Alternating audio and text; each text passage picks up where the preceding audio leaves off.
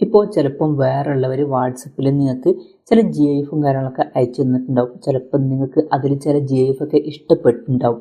അപ്പോൾ ചിലപ്പോൾ അങ്ങനെ ഇഷ്ടപ്പെട്ടിട്ടുണ്ടെങ്കിൽ നിങ്ങൾക്ക് വേണമെന്നുണ്ടെങ്കിൽ നിങ്ങളുടെ GIF സെക്ഷനിലോട്ട് അത് സേവ് ചെയ്ത് വെക്കാവുന്നതാണ്. അപ്പം ഈ ഒരു വീഡിയോയിൽ നമ്മൾ നോക്കാൻ പോകുന്നത് ഇപ്പം വേറെ ആൾക്കാർ സെൻഡ് ചെയ്തിട്ടുള്ള GIF എങ്ങനെ നമ്മുടെ GIF സെക്ഷനിലോട്ട് ആഡ് ചെയ്യാം എന്നുള്ളതിനെ കുറിച്ചിട്ടാണ്. അതിന് വേണ്ടിയിട്ട് വാട്സപ്പ് ആപ്ലിക്കേഷൻ ഓപ്പൺ ചെയ്യുക. എന്നിട്ട് അതിലൊരു കോൺടാക്റ്റ് സെലക്ട് ചെയ്യുക. ഗ്രൂപ്പ് സെലക്ട് ചെയ്താലും മതി. ഞാനൊരു എക്സാമ്പിളിന് ഈ ഒരു കോൺടാക്റ്റ് സെലക്ട് ചെയ്യാണ്. ഇപ്പം ഈ ഒരു ആൾ എനിക്ക് ഇങ്ങനെ ഒരു GIF അയച്ചു തന്നിട്ടുണ്ട്. അപ്പം ഇതെനിക്ക് ഇഷ്ടപ്പെട്ടു എന്ന് വിചാരിക്കുക. ജസ്റ്റ് അതിൽ ക്ലിക്ക് ചെയ്യുക. ക്ലിക്ക് ചെയ്യുകയാണെന്നുണ്ടെങ്കിൽ നമുക്ക് ഇവിടെ ആഡ് ടു ഫേവറേറ്റ്സ് എന്നുള്ള ഓപ്ഷൻ കാണാൻ പറ്റും. ജസ്റ്റ് അതിൽ ക്ലിക്ക് ചെയ്യുക. ക്ലിക്ക് ചെയ്യുകയാണെന്നുണ്ടെങ്കിൽ നമ്മുടെ GIF സെക്ഷനിലോട്ട് അത് ആഡ് ആവുന്നതായിരിക്കും.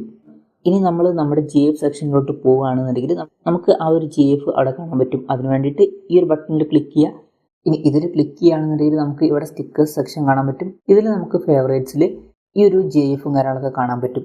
അപ്പം ഇങ്ങനെ നമുക്ക് വളരെ സിമ്പിളായിട്ട് വേറെ ഉള്ളവർ അയച്ചു തന്നിട്ടുള്ള GIF നിങ്ങൾക്ക് ഇഷ്ടപ്പെട്ടിട്ടുണ്ടെങ്കിൽ നിങ്ങളുടെ GIF സെക്ഷനിലോട്ടും കൂടി ആഡ് ചെയ്യാവുന്നതാണ്.